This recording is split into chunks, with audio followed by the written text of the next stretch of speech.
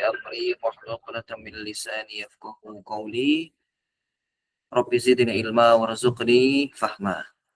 Rekan-rekan sekalian, ikhwan akhwat yang semoga dirahmati Allah. Kaifa halukum? Gimana kabarnya? Sehat semuanya nggih? Alhamdulillah.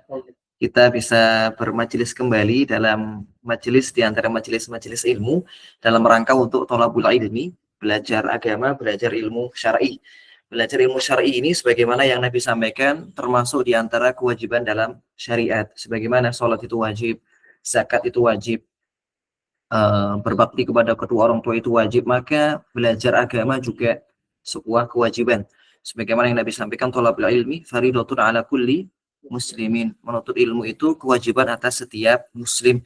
Tapi pertanyaannya, apakah setiap ilmu itu wajib dipelajari? Jawabannya tidak. Yang wajib dipelajari itu adalah ilmu yang terkait dengan apa yang wajib kita lakukan. Jadi kaidahnya itu ma yajibul amalu bihi yajibu al ilmu bihi. Apa yang wajib diamalkan itu nggak wajib diilmui. Apa yang wajib diamalkan itu wajib diilmui. Jadi itu sebuah barometer ataupun patokan kapan sih ilmu itu dianggap fardu ain. Artinya setiap person itu nggak boleh nggak tahu begitu. Itu adalah ilmu yang terkait dengan kewajiban yang wajib dijalani. Terkait perkara sholat, perkara puasa menjelang bulan Ramadan. Adapun yang belum wajib untuk saat ini maka statusnya fardu kifayah.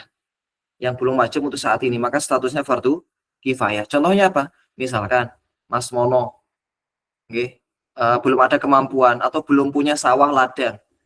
Apa hukum belajar zakat pertanian? Fardu ain tidak, karena belum punya sawah ladang. Fardu kifayah. Artinya apa ya? Belum wajib untuk saat ini. Mas Kempar misalkan punya usaha, punya apa namanya, perdagangan begitu ya. Kalau punya perdagangan berarti nanti wajibnya apa? Belajar zakat perdagangan atau zakat perniagaan. Selain itu tidak wajib. Intinya apa yang wajib kita jalani wajib diilmui. Okay. Jadi ini diantara bentuk keringanan dalam syariat. Kalau Allah mewajibkan kita belajar seluruh ilmu, ya nggak ada yang jadi petani, pedagang, nggak ada. Karena semuanya bakal belajar ilmu agama. Semuanya jadi mujtahid, itu tidak mungkin. Nah, diantara ilmu yang wajib untuk dipelajari menjelang bulan Ramadan tentunya ilmu terkait ibadah yang akan kita jalani di bulan Ramadan. Dan ibadah yang bulan Ramadan ini yang kita jalani selain sholat tentunya itu adalah paling pokok itu dua sebenarnya, atau boleh kita katakan tiga. Yang pertama adalah puasa, yang kedua qiyamul lail atau tarawih, yang ketiga adalah ya sedekah. Oleh karena itu bulan atau sedekah ataupun zakat. Oleh karena itu bulan Ramadan itu disebut juga dengan syahrul siyam, bulan puasa, atau syahrul qiyam, bulan qiyamul lail. Karena di sana ditegakkan qiyamul lail setiap malamnya. Disebut juga dengan syahrul sedekah, bulannya sedekah. Karena di sana ada ya sedekah yang dianjurkan oleh Nabi, termasuk ada sedekah wajib, yakni zakat fitri begitu. Tadi saya kirimkan modul yang akan kita bahas mungkin dalam 1 jam ke depan terkait fikih puasa dan qiyamul lail. Ini modulnya agak panjang sebenarnya 50 halaman, tapi kita akan ambil beberapa poin penting saja yang terkait dengan amalan-amalan yang mungkin kita butuhkan, perkara-perkara yang kita butuhkan dalam bulan Ramadan. Kita awali dari ya pembahasan fikih puasa karena ini adalah inti dari bulan Ramadan. Inti dari bulan Ramadan ini adalah Allah mewajibkan kita puasa di sana. Sebagaimana yang Nabi sabdakan, ketika datang bulan Ramadan itu Nabi selalu menyampaikan seperti ini kepada para sahabat, qad ja'akum syahrul Ramadan.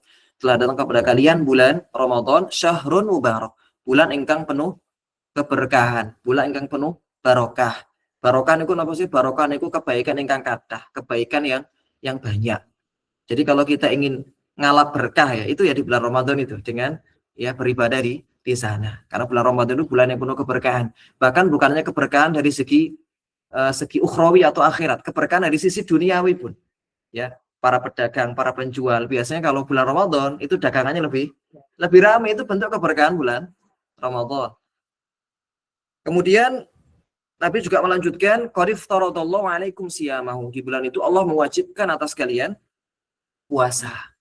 Wajibkan atas kalian puasa.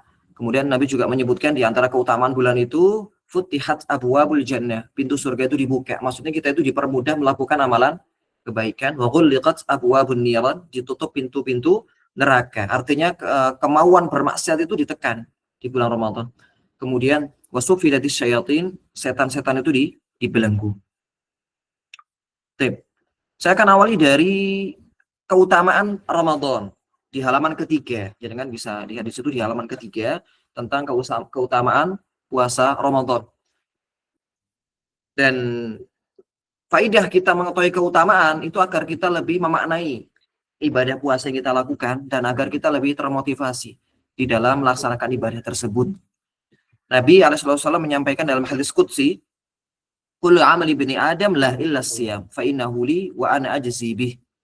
Setiap amalan anak Adam itu untuknya kecuali puasa, puasa untukku. Dan aku yang akan membalasnya. Ini menunjukkan betapa besar pahala puasa. Pahala kebaikan yang lainnya itu sudah Allah tentukan. Ya, 10 kebaikan atau satu kebaikan dibalas sampai 700 kali. Ya, ada pelipat gandaan yang itu kita tahu semua. Kecuali puasa. Kalau puasa itu hanya Allah saja yang tahu balasannya.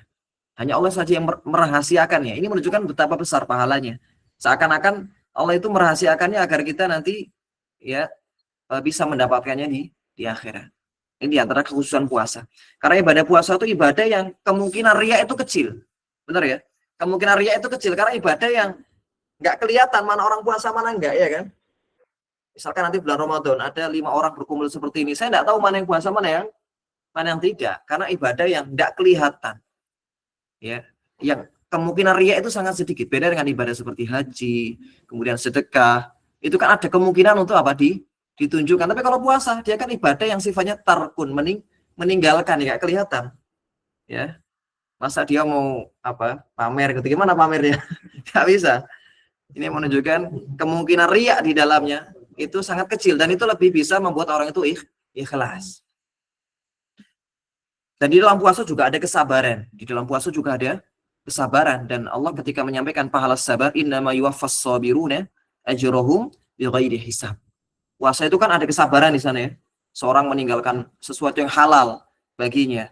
Makan, minum, jima itu kan halal, tapi dia tinggalkan. Berarti ada kesabaran di sana. Dan Allah menyampaikan terkait pahala orang yang sabar dalam surat Az-Zumar, innama yuwaffas sabiruna ajrahum bighairi hisab. Surat Az-Zumar. Sesungguhnya kami akan menyempurnakan pahala orang yang sabar ya di dunia dengan pahala yang tanpa batas, unlimited. Jadi pahala orang sabar itu unlimited, nggak ada batasnya.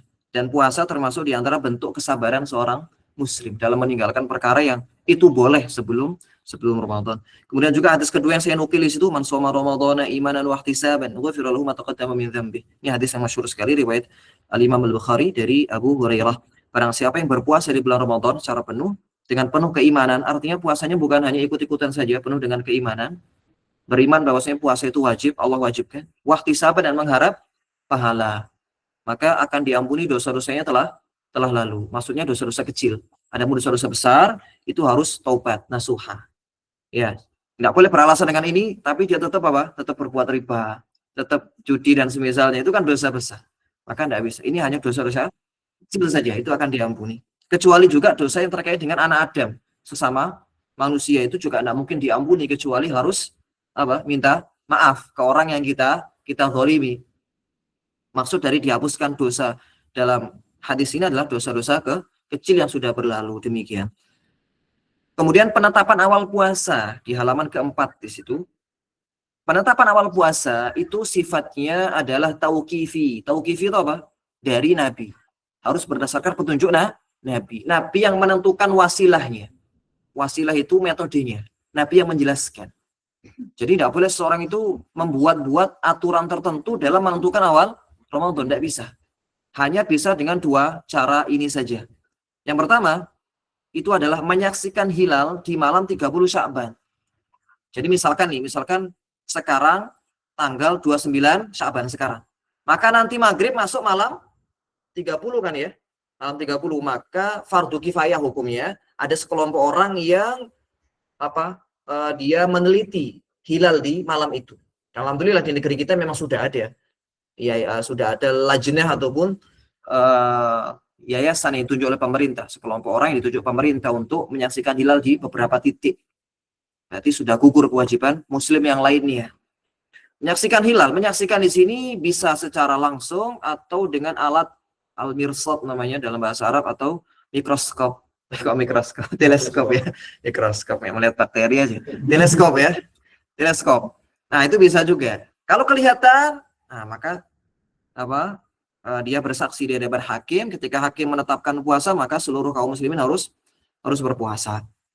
Andaikan tanggal 30 tidak kelihatan.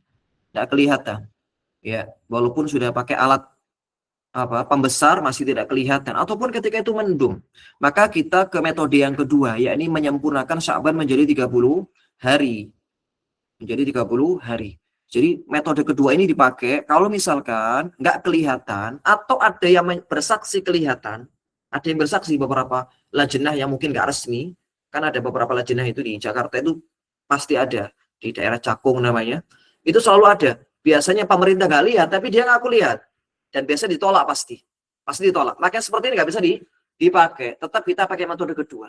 Meskipun ada sebagian orang bersaksi melihat hilal, tapi kalau sama Kemenak ditolak, maka kaum muslimin tidak bisa menjadikan itu sebagai patokan. Harus ikut Kemenak. Keputusan hakim namanya. Kalau dulu itu hakim yang berkuasa. Kalau misalkan ada yang bersaksi tapi nggak diterima oleh hakim karena nggak memenuhi kriteria yang ditetapkan oleh Kemenak, ya maka dalam hal ini pakai metode yang kedua, menyempurnakan Sya'ban menjadi 30 hari.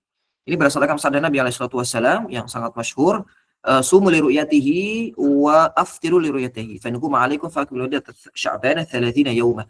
Puasalah kalau melihatnya, yakni melihat hilal di awal bulan, dan berbukalah, yakni berhari rayalah kalau melihat hilal Syawal. Andai kan nggak kelihatan, maka sempurnakan Sya'ban menjadi 30. Cuma itu saja metodenya. Cuma dua itu saja. Ada metode hisab al-falaki yang banyak dipakai oleh sebagian lajnah atau sebagian negeri, maka ini tidak bisa dijadikan sebagai metode syar'i, hanya bisa dijadikan sebagai penunjang saja. Tetap harus ada ru'yah. Tetap harus ada ru'yah. Mungkin hisab tadi sebagai penguat, tapi tidak boleh kita mendahulukan hisab daripada ru'yah. Misalkan apa? Ru'yah nggak kelihatan, tapi secara hisab harusnya kelihatan. Mana yang didahulukan? Ru'yahnya. Karena sekali lagi metode ataupun wasilah dalam berhari raya ataupun berpuasa itu harus ikut yang dijelaskan Nabi SAW. Dalam dalil pemerintah kita memang pakai ru'yah. Meskipun ru'yah yang digabung juga dengan hisab. Artinya pemerintah itu menetapkan derajat tertentu. Misalkan andaikan berapa derajat kalau di Indonesia itu? 6 ya? 6 benar. Iya. Intinya pemerintah menetapkan derajat tertentu. Andai kan misalkan kelihatan hilal, tapi secara derajat harusnya nggak mungkin. Pemerintah kita bisa nolak biasanya. Biasanya nolak. Tapi ala kulli hal, pemerintah kita memang lebih dekat dengan sistem ru'yah, melihat. Dengan sistem melihat daripada hisabnya. Karena memang setiap akhir Sya'ban selalu ada lajnah yang ditunjuk. Terkait masalah ru'yah. Ru'yah ini apakah kita itu, misalkan kita di Jawa ya, kita belum lihat nih masyarakat Jawa, tapi Papua sudah lihat atau Sumatera sudah lihat. Nah, yang di Jawa wajib puasa enggak? Wajib puasa enggak yang di Jawa? Ya, kita kan ada beberapa istilahnya beberapa wilayah begitu ya, yang beda waktu, selisih 1 jam, selisih 1 jam. Misalkan di Jawa lihat atau di Sumatera lihat, tapi di Jawa tidak lihat. Apakah di Jawa wajib puasa? Nah, itu ada silang pendapat di kalangan para ulama. Tergantung pendapat ikut ru'yah apa. Ru'yah itu kan ada dua. Ada ru'yah global, ada ru'yah lokal. Paham bedanya? Kalau ru'yah global itu, satu negeri lihat, seluruh negeri kaum muslimin wajib ikut lihat. Wajib semuanya ikut puasa. Itu namanya ru'yah global. Ya, ini adalah pendapat jumhur ulama. Jumhur ulama itu mengatakan, kalau satu negeri itu lihat, seluruh negeri lain wajib puasa. Karena perintah Nabi itu, sumu li ru'yati. Puasa kalau lihat. Ini sudah ada yang lihat, ya berarti wajib puasa semua. Tapi kalau di mazhab Syafi'i yang itu banyak dianut oleh negeri kaum muslimin, terutama di Indonesia, itu pakai ru'yah lokal. Ru'yah lokal. Kalau misalkan Sumatera belum lihat, maka ya Jawa tidak puasa. Kayak gitu. Ini ru'yah lokal namanya. Ru'yah lokal itu kalau misalkan negeri yang ada di ujung misalkan Sumatera lihat, tapi di Jawa belum lihat, maka Jawa belum wajib puasa. Tapi sekali lagi dua pendapat itu nggak ada yang dipakai sekarang. Yang dipakai adalah ru'yah berdasarkan negeri masing-masing. Maksudnya apa? Indonesia sendiri, Malaysia sendiri, Brunei sendiri. Itu pendapat yang dianut oleh kebanyakan negeri kaum muslimin zaman sekarang. Ya, meskipun misalkan nggih, Sumatera sama Malaysia itu sebenarnya satu matla, satu ru'yah sebenarnya. Satu ru'yah, tapi biasanya bisa berbeda.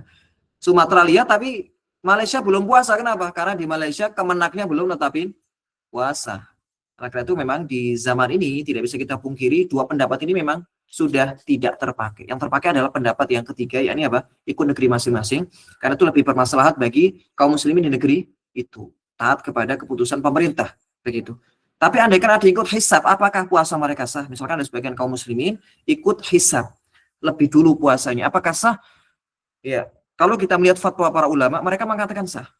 Misalkan di fatwa ulama Syafi'iyah mengatakan sah dan boleh berpuasa bila memang percaya, sekali lagi bila memang percaya dengan hasil keputusan hisab. Ya, tapi kalau kita ingin mengamalkan yang lebih bermaslahat, ya itu adalah mengamalkan pendapat yang tadi kita sampaikan, ikut ru'yah negeri masing-masing. Jadi kita menunggu keputusan Kemenak, itu yang lebih hati-hati, demikian. Apalagi ini dalam rangka mentaati ulul amri begitu, atau orang yang berkuasa di negeri kita. Baik, ini terkait masuknya bulan Ramadan nih, dengan dua metode ru'yah atau menyempurnakan Sya'ban. Kemudian yang kedua tentang syarat wajib puasa. Siapa sih yang wajib untuk berpuasa? 3 syaratnya. Yang pertama Islam tentunya.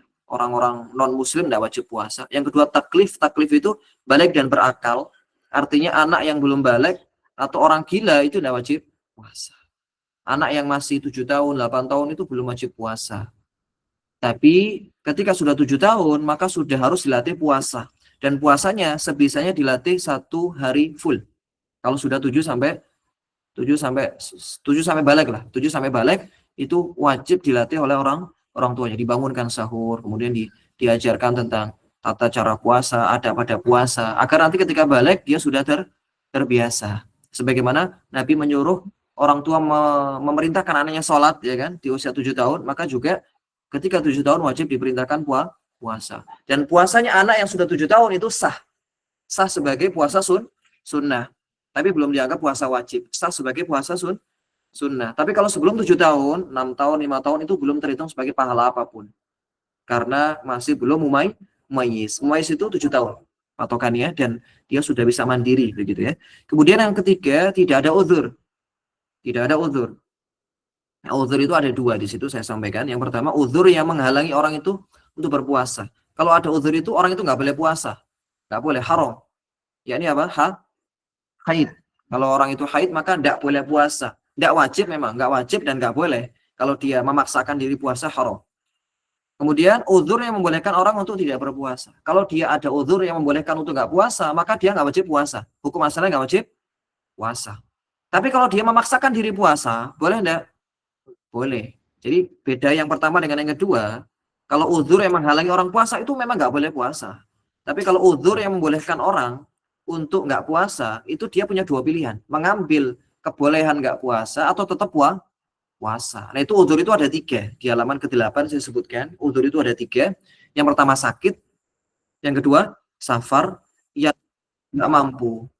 Karena kelemahan fisik. Begitu. Fisiknya nggak mampu. Begitu. Yang pertama sakit. Orang sakit hukum asalnya nggak wajib puasa. Tapi kalau memaksakan diri puasa ya boleh-boleh saja. Tapi hukum asalnya nggak wajib. Nah, sakit yang membolehkan orang itu nggak puasa itu ada 3 kriteria. Yang pertama sakit yang membuatnya celaka kalau puasa. Contohnya apa misalnya? Sakit apa? Tipes misalkan ya. Sakit demam. Sakit mager. Kalau nggak makan, kadang bisa membahayakan jiwanya. Maka yang didahulukan adalah dia buka puasa. Ini diantara bentuk kemurahan dalam syariat kita. Ketika bertemu 2 maslahat ya, maslahat untuk jiwa, maslahat untuk agama.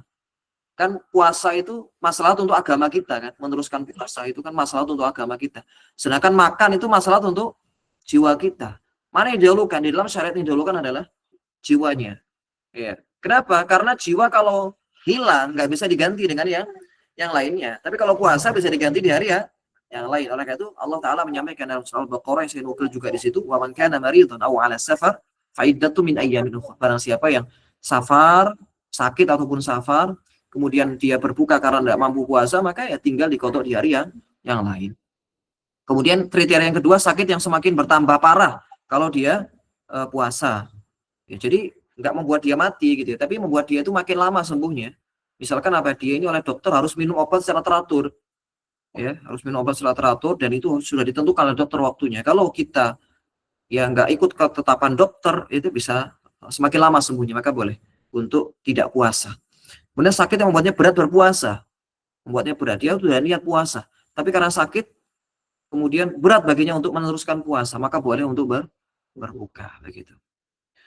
Nah, kalau 50-50 nih, ya dia sebenarnya masih mampu meneruskan, tapi lemas juga. Masih mampu tapi meneruskan. Lebih utama yang mana? Lebih utama tetap berpuasa. Kalau misalkan 50-50 nih, ya, sebagaimana nanti safar.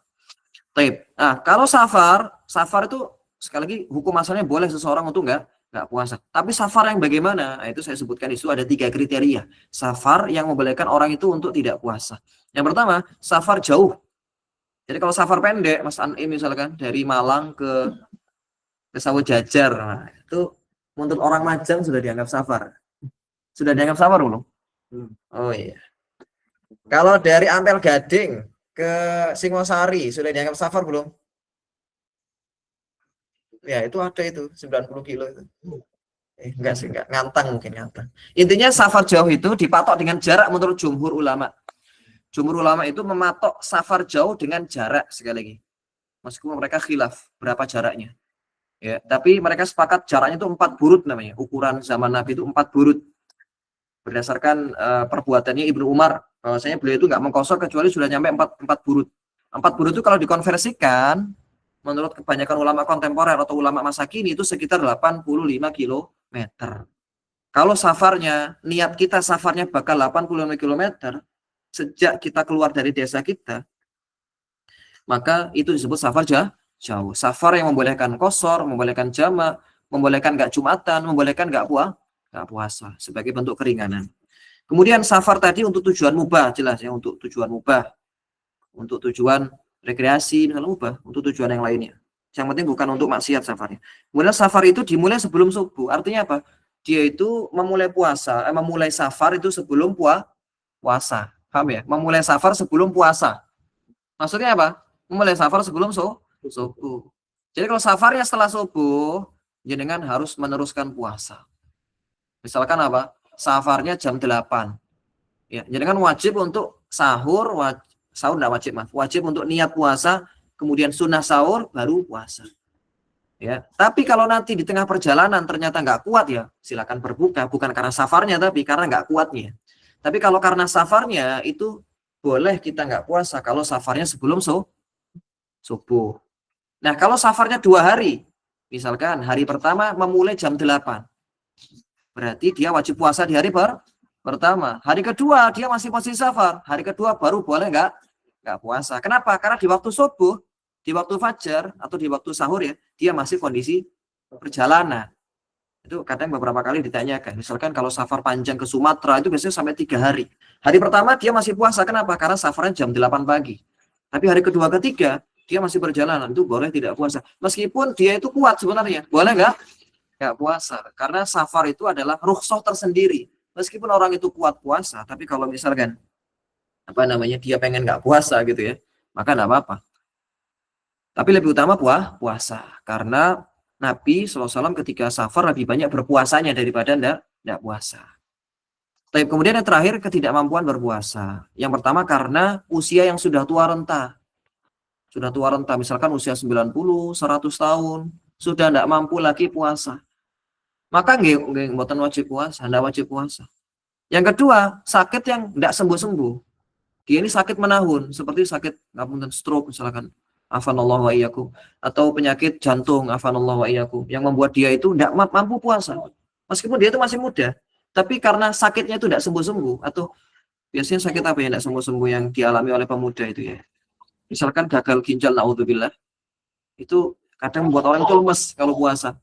Nah, itu dalam hal itu tidak apa-apa, dia nggak berpuasa. Karena ketidakmampuan dia untuk berpuasa. Lalu apa konsekuensinya nanti kalau nggak puasa? Nanti ada penjelasan tersendiri insya Allah. Yang penting 3 golongan ini itu boleh untuk nggak puasa. Tapi kalau memaksakan diri puasa itu lebih bagus. Seperti misalkan ada orang yang tua renta 70 tahun, 80 tahun. Ada kalanya dia tuh masih mampu berpuasa. Kan ada nggak? Usia 70, 80 tapi masih mampu. Nah ini ya tetap wajib puasa. Tapi kalau misalkan sampun 70, 80 sudah tidak kuat lagi nggih, tidak ada kewajiban apapun. Kewajibannya nanti bayar fidyah namanya. Ini ada pembahasannya. Kemudian berikutnya ini inti dari pembahasan puasa tentang rukun-rukun puasa. Rukun itu apa sih? Rukun itu hal yang wajib dikerjakan dan menjadi intisari dari puasa. Nah, rukun puasa itu cuma dua. Jadi kita itu puasa ya melakukan dua itu toh yang wajib maksudnya ya. Yang pertama niat tentunya. Yang kedua adalah menahan diri dari pembatal puasa dari fajar, terbit fajar sampai tenggelam matahari. Kita awali dari niat dulu. Niat, dalil wajibnya niat adalah innamal a'malu binniyah. Itu hadis yang masyhur sekali. Setiap perkara itu tergantung, sah tidaknya tergantung niatnya. Kemudian tempatnya itu di mana? Para ulama sepakat kalau tempat niat itu adalah fil qalbi, di hati. Tidak disyaratkan melafalkannya. Mengucapkan nawaitu shauma ghadin dan seterusnya itu tidak wajib. Tapi kalau jenengan mau melafalkannya nggih, enggak apa-apa. Yang penting hati kita harus ada kehendak niat begitu nggih. Tapi kalau dia mengucap secara lisan saja nawaitu atau saya niat puasa, tapi hatinya enggak ada niat sama sekali, maka belum dianggap niat. Karena niat itu intisarinya adalah apa yang ada dalam hati begitu ya. Niatnya bagaimana ya? Pokoknya niat menjeng puasa itu udah cukup. Niat menjeng enjeng hadir puasa itu sudah cukup. Tapi kalau ya tidak niat, ya itu tidak sah. Dan niat itu sejak malam. Oleh itu saya cantumkan itu syarat niat itu dua. Yang pertama, tabiyid itu apa? Meniatkan puasa di malam hari. Artinya apa? Dari sejak maghrib sampai subuh kita boleh niat. Sudah boleh meniatkan puasa untuk besoknya. Sekarang nanti maghrib ya, nanti maghrib ketika buka puasa terbesit besok mau puasa itu sudah dianggap niat. Meskipun nanti diselingi dengan pembatal puasa seperti makan, minum, ngapunten jima misalkan. Yang penting sudah ada niat, besok puasa sudah dianggap niat yang sah. Meskipun nanti sahur lupa niat enggak masalah. Termasuk kalau lupa sahur, bangun-bangun sudah subuh juga enggak apa-apa karena sudah niat di malam hari. Oleh karena itu biasanya Bilal, istilahnya Bilal ya. Kalau di musola-musola biasanya mengingatkan kita, tanbih mengingatkan agar niat, nawaitu dan seterusnya itu dalam rangka mengingatkan saja begitu. Kemudian kedua takror, niat itu harus diulang setiap malam karena puasa itu setiap harinya adalah ibadah tersendiri. Ini yang pertama niat. Yang kedua yang menjadi inti dari puasa adalah menahan diri dari seluruh pembatal puasa. Ini pembahasan kita berikutnya. Ini pembahasan penting juga terkait pembatal puasa. Nah inti dari pembatal puasa itu sebenarnya cuma 3. Inti pembatal puasa itu 3. Makan, minum, sama jima. Makan, minum, jima itu adalah usulu al-mufattirat namanya, atau pokok-pokok perkara pokok yang membatalkan puasa, makan, minum dan jima. Dan selain itu ada silang pendapat di kalangan para ulama. Kita akan sampaikan masing-masing di slide berikutnya. Yang pertama makan minum jelas ya itu membatalkan. Yang disebut makan itu apapun yang masuk ke tenggorokan, meskipun itu bukan sesuatu yang dimakan. Itu membatalkan puasa. Misalkan apa? Seseorang sengaja menelan kelereng. Sengaja nelan apa misalkan, nelan baterai, nelan apapun yang bukan makanan itu membatalkan puasa. Kecuali kalau lupa tentunya tidak batal jelas meskipun dia habis 1 piring misalkan dan itu dalam keadaan lupa maka kita tidak membatalkan puasa, tidak perlu membatalkan puasa, wajib meneruskan puasa.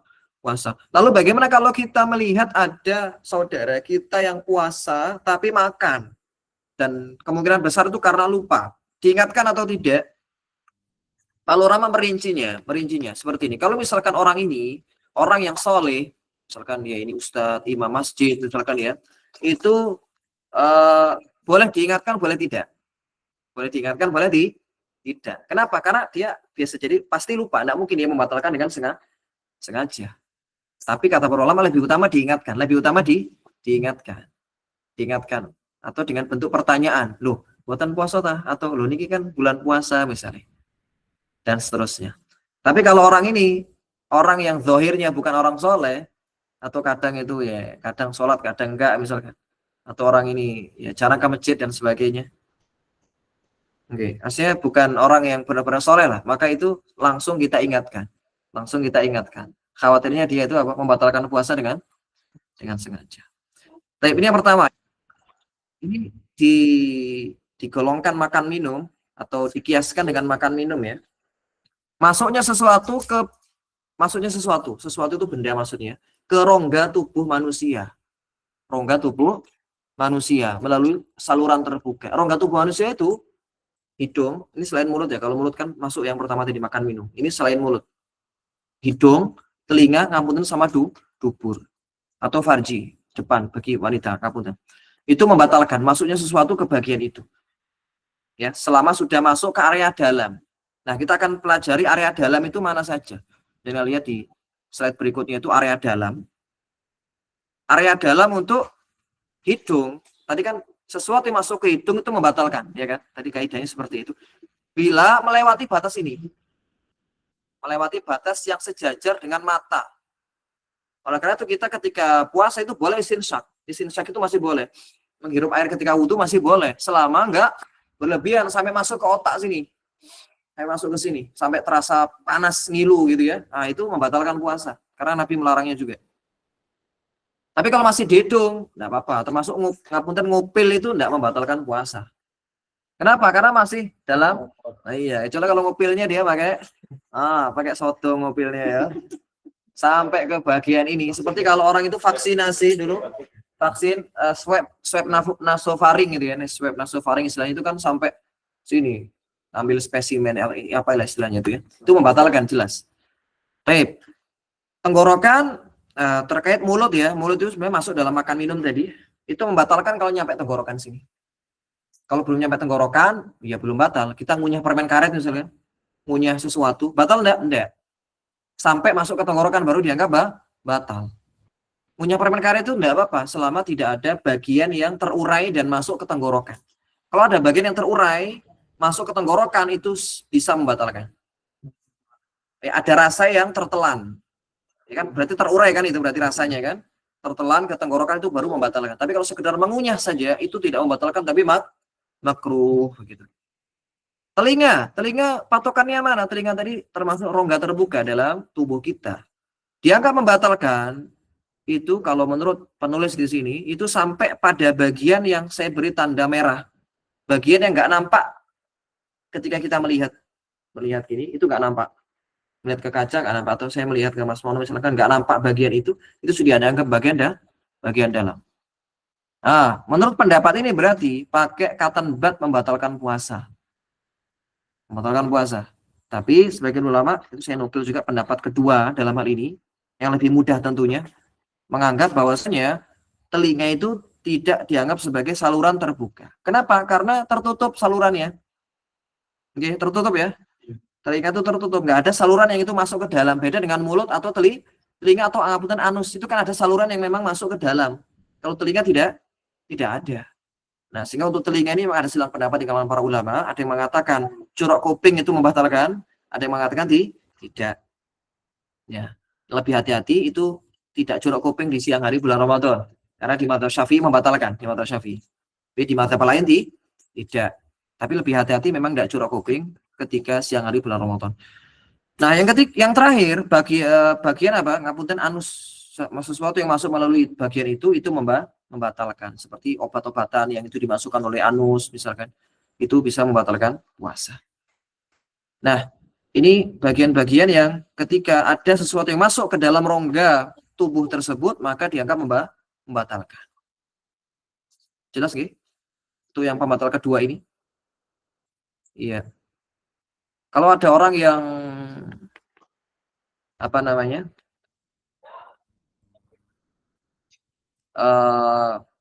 Berkumur membatalkan enggak? Jelas enggak ya. Kecuali kalau ada air yang masuk. Mencicipi makanan membatalkan tidak? Tidak. Kenapa? Karena tidak sampai tenggorokan. Jadi mencicipi makanan itu hukum asalnya makruh hukum asalnya. Tapi enggak membatalkan. Bisa jadi mubah. Mubah itu derajat di bawah makruh. Kalau ada kebutuhan. Kebutuhan misalkan apa? Kebutuhannya misalkan mengecek makanan. Mengecek maka sudah enak atau belum, sudah asin atau belum dan sebagainya, maka boleh. Beberapa permasalahan, situ di halaman ke-13 saya sebutkan, apabila masuk ke tenggorokan yang sulit dihindari seperti lalat, nyamuk, debu, tidak membatalkan. Kenapa sulit dihindari? Itu kaidah besar dalam syariat, sesuatu yang sulit dihindari, sukar dicegah, itu dimaafkan oleh syariat. Ada kaidah besar itu, al-masyaqqatu gimana? Tajlibu at-taysir. Pernah dengar enggak Mas Ahmad? Al-masyaqqatu tajlibu at-taysir. Kesulitan itu mendatangkan kemudahan. Itu kaidah besar dalam syariat kita. Kalau ada kesulitan itu maka dipermudah oleh syariat. Seperti apa? Lalat, nyamuk itu kan kadang sulit dihindari. Ya, kita mangap tiba-tiba wah lalat masuk, ketelan. Iya. Kecuali kalau dia sengaja. Ini ada daerah yang ada banyak lalatnya, dia sengaja membuka mulutnya. Iya. Kalau tidak sengaja atau memang sulit dihindari tidak membatalkan. Meskipun lalat itu terasa di tenggorokan jenengan itu tidak batal. Kemudian apabila seseorang menelan lidahnya sendiri, ludahnya sendiri, menelan ludahnya sendiri itu tidak membatalkan. Kenapa? Ludah itu sulit dihindari dan juga memang berasal dari mulut, kecuali kalau lidahnya sudah berada di luar. Sudah berada di luar, ludahnya sudah di sini. Dikeluarin apa? Paham ya? Dikeluarin sini, ditelan lagi, itu baru membatalkan. Kenapa? Karena sudah dikeluarin. Beda kalau masih di dalam. Walaupun dia sengaja mengumpulkan ludahnya, ngapunten. Tahu ya mengumpulkan ludah ya? Iya, dia ludahnya kumpulin sampai dapat berapa mililiter ya? Nggak mungkin. Oke, dikumpulin ludahnya dikumpulin ini mboten membatalkan. Yang membatalkan kalau nopo? Kalau sudah di luar itu membatalkan. Lalu bagaimana dengan ingus atau dahak? Ingus, dahak atau riak dalam bahasa Jawi, riak. Saya juga tahu kenapa dinamakan riak. Riak itu padahal dosa kan kalau di dalam bahasa, di dalam syariat itu kan sebuah dosa. Iya, mungkin bisa jadi ya, riak. Nah, riak ini bagaimana menelan riak atau menelan dahak?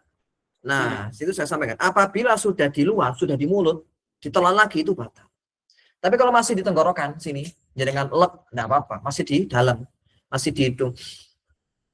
Enggak apa-apa. Tapi kalau sudah di luar, sudah di tenggorok, sudah di mulut atau sudah di ujung tenggorokan sini, yang dekat dengan apa namanya, gini-gini itu, sudah di situ, amandelnya itu, sudah nyampe situ, maka tidak boleh ditelan. Kalau ditelan dengan sengaja batal bosnya. Tapi kalau tidak sengaja ketelan ya tidak apa-apa. Ya, sudah di mulut, ketelan dong. Ini kan puasa ya, ketelan, tidak apa-apa. Kalau dia tahu dan sadar dia sedang puasa dan ditelan, padahal itu tahu membatalkan puasa, maka batal. Begitu ya, ini terkait riya ya.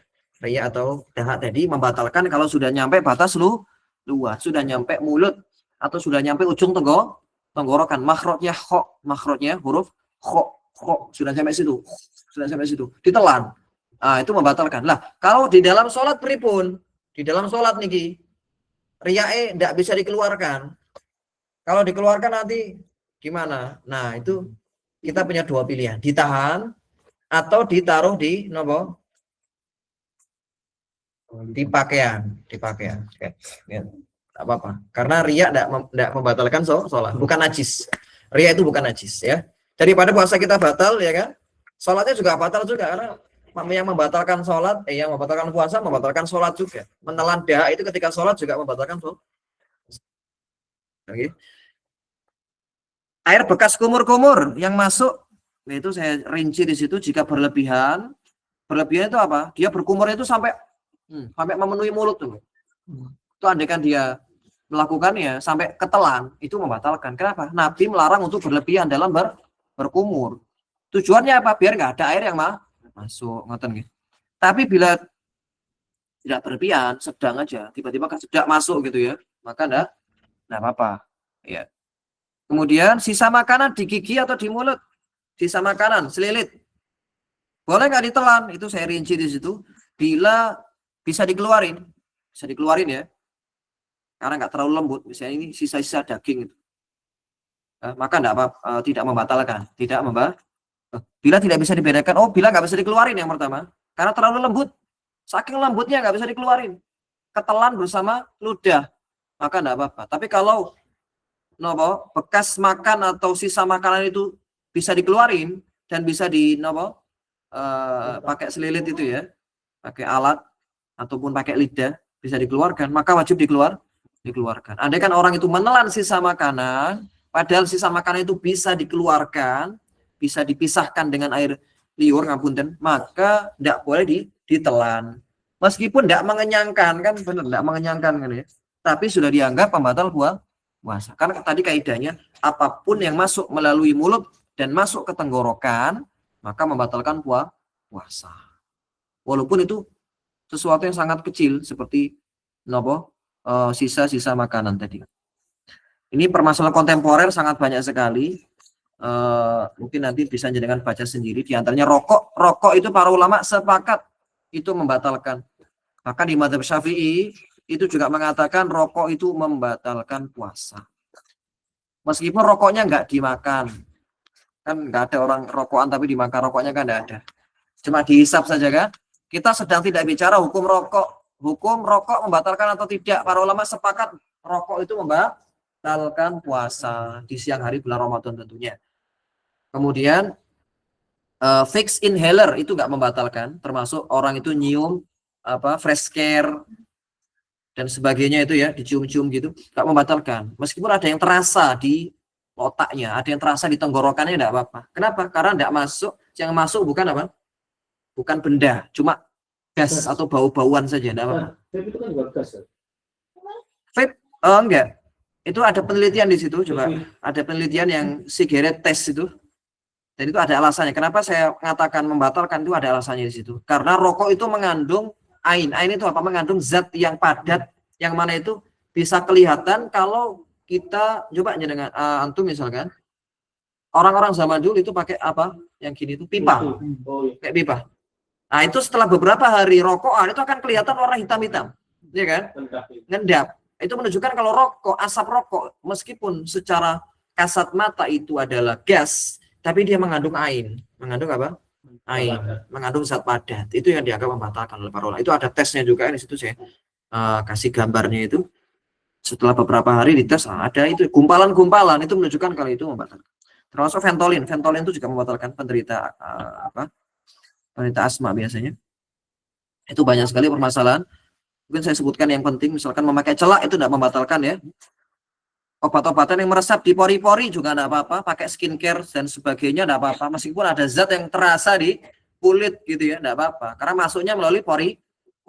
Orang mandi sampai terasa dinginnya, sampai kerasa di badan, sampai kerasa masuk gitu loh, tidak apa-apa, karena masuknya nggak melalui rongga. Donor darah itu tidak membatalkan donor darah, karena tidak masuk melalui saluran terbuka. Tapi lebih baik dihindari. Kenapa? Karena melemaskan tubuh. Mencium parfum juga tidak membatalkan, kecuali parfumnya diminum. Nggak mungkin tapi ya. Tetes telinga. Gimana tadi tetes telinga? Ada khilaf ya. Ada silang pendapat, ada perbedaan pendapat. Bagi yang mengatakan telinga itu saluran terbuka, maka membatalkan. Itu pendapat di mazhab Syafi'i. Bagi yang mengatakan bukan, maka ya tidak membatalkan gitu ya. Lebih hati-hati memang tidak mengamalkan. Demi keabsahan keabsahan puasa kita. Tetes mata, pendapat yang paling kuat tidak membatalkan, karena mata itu tidak ada saluran yang terbuka di sana. Meskipun ada, itu sangat kecil sekali, mirip dengan pori-pori begitu. Suntikan atau injeksi itu ada silang pendapat yang cukup kuat ya. Pendapat yang paling kuat itu yang nomor 3, dirinci. Kalau suntikan itu untuk nutrisi, maka membatalkan. Suntikan untuk nutrisi, menguatkan tubuh. Infus kayak gitu ya. Tapi biasanya kalau orang itu diinfus ya pasti nggak puasa kan, sakit kan ya. Misalkan orang sehat diinfus ya. Kalau suntikan untuk non nutrisi, untuk vaksin, untuk pengobatan, tidak membatalkan. Ya. Cuci darah tidak membatalkan. Pasta gigi membatalkan tidak? Tidak. Kecuali pasta giginya dimakan, ditelan. Jadi pasta gigi selama berpuasa, sikat gigi ya, sikatan disertai pasta gigi itu tidak membatalkan. Kecuali ada yang masuk ke tenggorokan. Jadi dia gosok gigi gitu ya. Ada zat dari Pepso, sebut merek nggak boleh ini. Dari pasta giginya yang masuk ke tenggorokan, maka ini membatalkan. Tapi kalau sekedar di mulut itu tidak membatalkan, cuma makruh. Makruh selama berpuasa. Nah, ini pembatal pertama sudah selesai. Panjang perinciannya karena memang banyak permasalahan kontemporer atau permasalahan masa kini yang terkait dengannya. Nah, sekarang pembatal ketiga, muntah itu membatalkan. Dengan catatan kalau muntahnya disengaja. Itu membatalkan. Contoh muntah dengan sengaja itu bagaimana contohnya? Ada orang yang sakit perut nih.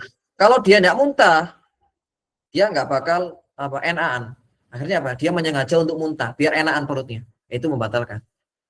Kenapa? Ya karena dia menyengaja. Solusinya ya dibiarkan dulu saja. Biar reda dengan sendirinya.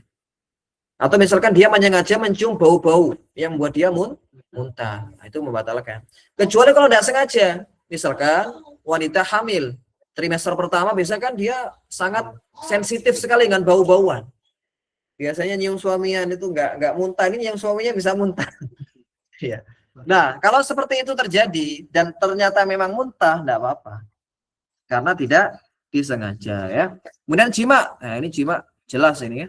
Ini pembatal puasa yang paling berat konsekuensinya. Nanti akan ada penjelasannya insya Allah. Jima itu membatalkan baik suami ataupun istri, baik ngapunten keluar mani atau tidak. Baik memakai alat kontrasepsi ataupun tidak. Itu membatalkan seluruhnya. Dan ini termasuk pembatal yang paling berat konsekuensinya. Kemudian yang nomor 5, sengaja ngapunten istimna. Istimna itu sengaja mengeluarkan mani. Itu membatalkan puasa. Meskipun tidak terjadi ngapunten jima, tapi mengeluarkan mani dengan sengaja, baik dengan sentuhan langsung ya, atau dengan istrinya, ngapunten, ini membatalkan. Ini membatalkan. Kalau sampai keluar mani. Tapi apa hukum berciuman itu sendiri? Hukum berpelukan, berciuman dan sebagainya. Para ulama merincinya. Kalau dia ini orang yang gampang tersulut syahwatnya, maka tidak boleh berpelukan. Kenapa? Dikhawatirkan terjadi jima. Tapi kalau dia ini orang yang bisa mengendalikan diri, maka hukum asalnya tidak apa-apa. Makruh saja. Makruh. Tapi kalau dia ini orang memang gampang tersulut syahwatnya, ciuman sedikit, maaf, itu bisa terjadi jima, yang itu bisa membatalkan puasa, maka tidak boleh. Ya, tidak boleh. Ini diantara bentuk pencegahan dini dalam syariat. Kalau ada perkara yang mengantarkan kepada yang haram, di syariat kita itu dilarang. Oleh karena itu perintah di dalam Al-Quran atau larangan di dalam Al-Quran itu bukan larangan wala tazni, jangan berzina, bukan. Larangannya apa? Wala taqrabuz zina, jangan dekati zina. Kalau mendekati saja tidak boleh, apalagi sampai terjadi zina. Ya, mendekati zina ini ya tadi dengan pacaran, dengan mungkin peluk-pelukan, ciuman dan sebagainya, itu kan perantara untuk zina. Maka dari awal sejak dini syariat sudah menutup kemungkinan itu. Nah, itu beberapa pembatal puasa yang kita sampaikan. Ada 5 ya, kalau kita total tadi. Nanti yang pertama tadi apa? Makan, minum, jelas. Kemudian yang kedua, masuknya sesuatu ke rongga tubuh, hidung, kuping, ada khilaf tadi kuping ya, sama anus, telinga tadi ada khilaf, sama farji wanita ngapunten. Kemudian yang ketiga adalah muntah dengan sengaja, jima, sengaja mengeluarkan air mani. Baik, apa hukum mandi besar atau renang ketika hukum mandi besar wis? Mandi besar ketika setelah subuh ketika berpuasa, apa hukumnya? Boleh atau tidak mandi besar? Boleh. Boleh. Meskipun nanti ada air yang masuk ke telinga tanpa sengaja, tidak apa-apa. Kenapa? Karena dia mandinya mandi yang memang syariatkan oleh syariat, diwajibkan bahkan oleh syariat. Andai kan ada yang masuk melalui telinga, tidak apa-apa. Tapi kalau renang ya, sampai ada yang masuk, maka membatalkan. Bedanya apa? Karena renang itu tidak disyariatkan, bukan ibadah. Andai kan ada air yang masuk, berarti kan memang dia itu menyengaja renang. Renang sampai ada air yang masuk ke mulut, ke telinga, maka membatalkan. Tahu bedanya ya? Orang sama-sama mandi, satunya mandi wajib, satunya mandi biasa. Renang-renang gitu aja. Sampai selelep gitu ya, sampai masuk itu apa airnya. Maka yang membatalkan adalah ketika dia renang tadi. Tapi kalau mandi besar tidak membatalkan. Ada pada berpuasa, ini adab ini yang terkait dengan kesunahan, sunah-sunah ketika berpuasa, yang menjadi penyempurna dari puasa kita. Yang pertama adalah menyegerakan berbuka. Menyegerakan berbuka. Ketika sudah yakin masuk waktu maghrib. Patokannya bukan azan, patokannya adalah masuknya waktu maghrib atau tenggelamnya matahari. Andai kan misalkan kita sudah yakin tenggelam matahari dengan misalkan kita punya jam sendiri, sudah tepat waktu nih. Tapi kok musola belum azan-azan, maka yang kita pakai adalah jam waktu kita. Karena biasanya musola ataupun masjid mereka ada penundaan beberapa menit azannya. Benar ya? Kecuali beberapa muadzin memang benar-benar tepat waktu. Di langsung azan. Tapi ada beberapa yang nunggu dulu. Maka patokan kita adalah apa waktu. Tapi kalau ingin nunggu adzan juga enggak apa-apa, nunggu adzan enggak masalah. Tapi patokan utamanya adalah ketika kita yakin sudah masuk waktu maghrib itu ya. Dengan tenggelamnya matahari. Meskipun saya yakin di antara kita enggak ada yang apa namanya ngenteni tenggelamnya matahari. Ada enggak yang tiap maghrib tuh ngenteni tenggelam matahari, sunset ya? Enggak ada kan? Karena emang wilayah kita agak susah. Wilayah kita agak susah kecuali di daerah pegunungan, daerah pantai gitu ya. Bisa kita sampai benar-benar mendelep gitu ya. Kalau kita di perkotaan ya mengacu pada jam-jam waktu imsakiyah itu enggak apa-apa. Sifatnya istihadi. Menyegerakan berbuka. Karena Nabi SAW menyampaikan la yazlun nasu bi khairin ma'ajalul fitrah. Manusia itu senantiasa berada dalam kebaikan selama mereka menyegerakan berbuka. Berbeda dengan orang Yahudi Nasrani, tiang-tiang Yahudi Nasrani ini nggih poso, puasa. Nggih. Di sini ada yang Kristen di sini. Puasa enggak? 40 hari. 40 hari benar. Mereka puasa 40 hari. Nah, mereka itu bukanya itu ketika waktu Isya, dan kita diperintahkan untuk menyelisih mereka dengan berbuka ketika maghrib dan disegerakan. Kemudian yang kedua, berbuka dengan kurma. Itu sunahnya dengan kurma. Kalau ada kurma muda, kalau tidak ada kurma tua, kurma matang maksudnya, kurma matang. Bila tidak ada air putih, urutannya demikian. Bukan air teh. Ada silang pendapat sebenarnya terkait kalau nggak ada kurma, nggak ada kurma matang atau kurma basah. Sebagian ulama mengatakan air, karena urutan di hadis demikian. Sebagian ulama di Syekh Mukbil bin Hadi, pernah dengar Syekh Mukbil ya? Pernah dengar nggak? Syekh Mukbil, ulama besar di Yaman. Beliau mengkiaskan kias itu disamakan hukumnya antara yang manis-manis ya kurma dengan yang manis seperti madu, benar, seperti teh, seperti gula, seperti pisang, seperti apalagi semangka dan sebagainya. Ada sebuah pendapat sehingga istilah yang manis berbuka dengan yang manis-manis itu tidak keliru sepenuhnya. Jadi urutannya memang kalau tidak ada yang manis baru air putih. Kalau menurut Syekh Mukbil tadi. Ya. Karena di masa Nabi memang alaihissalatu wassalam itu yang ada kalau tidak kurma air putih begitu. Kalau ada kurma baru air putih begitu. Tapi sebagian ulama lain mengatakan deh, kalau misalkan tidak ada kurma air putih berdasarkan urutan di hadis Nabi. Kan urutannya itu seperti ini. Bagaimana dalam hadis Anas atau dalam riwayat Anas. Nabi itu sebelum sholat berbuka dengan kurma muda. Kalau tidak ada kurma tua, kurma yang ada di pasar itu kebanyakan kurma tua yang sudah matang. Kemudian kalau nggak ada, Nabi baru cari air. Nggak cari madu. Kan madu bisa jadi ada di Arab ketika itu kan. Nggak cari juga buah-buahan yang manis, bisa jadi ada. Ya. Jadi urutannya memang itu cari air putih, bukan teh. Kalau menurut pendapat ini ya, tapi ada pendapat lain juga cari teh dulu nggak bisa kita salahkan. Wong itu juga sunnah ya, nggak salah itu nggak puasa ya. Cuma melok-melok tok. Ya, melok-melok buka tok ya. Kan ada itu ya, berbuka. Bahkan orang kafir pun kan ada yang berburu takjil kan ya. Tahu kan ya, orang kafir. Jadi dia menyembunyikan diri ya pakai kayak gini gitu ya. Yang laki-lakinya pakai koko, padahal dia non muslim. Berburu takjil saja. Nah, itu yang keliru ya seperti itu. Kemudian yang ketiga sahur. Sahur itu sunnah. Sahur itu sunnah dan diantara perbuatan yang selalu dirutinkan Nabi. Dan Nabi bahkan memerintahkannya, tasahharu fa inna fis sahuri barakat. Makan sahurlah karena di dalam sahur itu terdapat keberkahan. Di antara keberkahan sahur, orang itu semakin kuat untuk berpuasa. Ya, di antara keberkahan sahur, seseorang itu terbantu untuk bangun malam. Di antara keberkahan sahur, seseorang terbantu untuk sholat subuh berjamaah. Banyak sekali keberkahan sahur itu eman kalau tidak sahur. Karena banyak sekali keberkahan ini. Dan sunahnya mengakhirkan sahur. Sunahnya mengakhirkan sahur. Kapan diakhirkannya? Diakhirkannya sampai menjelang subuh. Beberapa menit sebelum subuh. Kalau bisa kita baru mulai sahur. Nah, berapa menit? Nah, kita lihat coba. Kalau Nabi itu berapa menit? Sebelum subuh berapa sahurnya beliau itu? Berapa menit sahurnya? Nah, ini berdasarkan riwayat dari Anas bin Malik. Jadi Nabi itu selesai sahur nih, okay? Kemudian jarak antara selesai sahur dengan sholat subuh itu hanya 50 ayat saja. Nah, 50 ayat itu sekitar 5 menit. Kan sangat ringkas sekali ya. Mulai dari selesai sahur, azan, iqomah, sholat. Jedanya hanya 5 menit. Berarti sangat cepat. Ini pertama menunjukkan beliau itu menyelesaikan sahur mepet dengan waktu subuh. Sekitar 3 sampai 4 menit mungkin, atau mungkin 2 sampai 3 menit sebelum waktu subuh. Beliau baru mengakhirkan sahur atau menyelesaikan sahur. Kemudian ini juga menunjukkan Nabi itu mempercepat pelaksanaan sholat subuh. Kenapa? Bisa jadi sahabat sudah pada ngumpul di musola karena mereka pada sahur. Kebanyakan sudah pada ngumpul, jadi dipercepat. Nah, ini karena Nabi dulu SAW sahurnya dengan kurma dan air saja. 1 menit pun kita bisa, ya kan? Benar ya?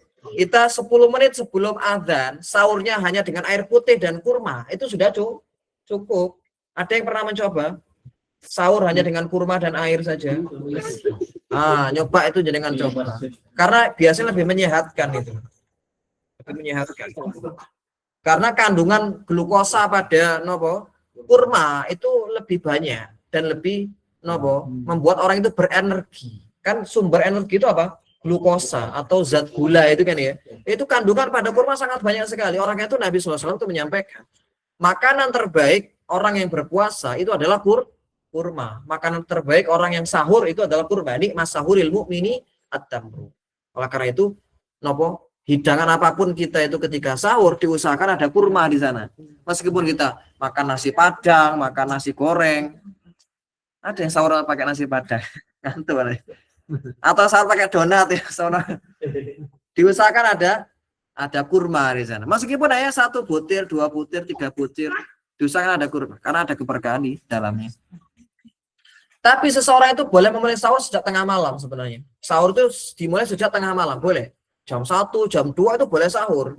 Tapi kurang utama. Kenapa? Karena ya terlalu lama jedanya nanti ya. Di antara hikmah mengakhirkan sahur agar orang itu lebih kuat. Kan lebih dekat dengan waktu subuh gitu loh ya. Nah, kembali lagi. Mengakhirkan makan sahur ini kalau kita makan dengan makanan berat, itu ya mungkin agak dimajukan dikit. Misalkan apa? 30 menit sebelum subuh. 20 menit sebelum subuh. Atau mungkin 15 menit sebelum subuh. Oke. Masa kita makan sampai 20 menit kan enggak ya? Oke, kita makan berat misalkan ya 5-10 menit gitu ya. Ada makan ringan 5 menit, ya 15 menit. Ya berarti sahurnya paling boten 20 menit lah atau 30 menit lah. Paling maju lah 30 menit lah itu ya, paling maju. Kalau 1 jam sebelum subuh enggak apa-apa juga, cuma kurang utama ngoten. Oleh karena itu yang membangunkan sahur itu kadang jam 2 dibangunin kadang ya. Ya enggak apa-apa, saya ibu-ibu yang bangun dulu biasa untuk memasak. Tapi ya lebih utama membangunkan ketika ya, jam 3 itulah setengah 4 ini mendekati. Masa kemarin bangunnya jam 1 ya, sahur apa jam 1 ini. Terlalu dini gitu lah ya. Walaupun enggak apa-apa juga terhitung pahala sahur, cuma kurang utama ngoten. Kemudian yang kelima, meninggalkan perkataan sia-sia atau perbuatan yang mengandung dosa. Perkataan buruk atau perbuatan kotor itu dihindari. Meskipun itu ya wajib juga itu sebenarnya ketika berpuasa lebih wajib lagi. Tapi apakah ini membatalkan puasa? Jawabannya tidak. Jadi perkataan buruk, perkataan kotor termasuk perbuatan dosa itu tidak membatalkan puasa, hanya mengurangi pahala puasa, bahkan menghanguskan pahala puasa. Seperti apa? Ada orang itu puasa tapi masih riba, masih ngerasani, atau masih suka dengerin orang yang ngerasani. Jadi dia itu nggak ngerasani, tapi senang kalau mendengar gosip-gosip yang itu ngerasani orang lain. Nah itu sama saja. Mendengar dalam ini sama dengan membaca. Nah, diusahakan ketika Ramadan tidak membaca gosip-gosip lewat itu biasanya yang sering gosip itu di tweet atau di tweet banyak itu ya, atau di X ya, X atau di Instagram, TikTok. Itu kan kadang secara tidak sadar ada gosip yang terdengar.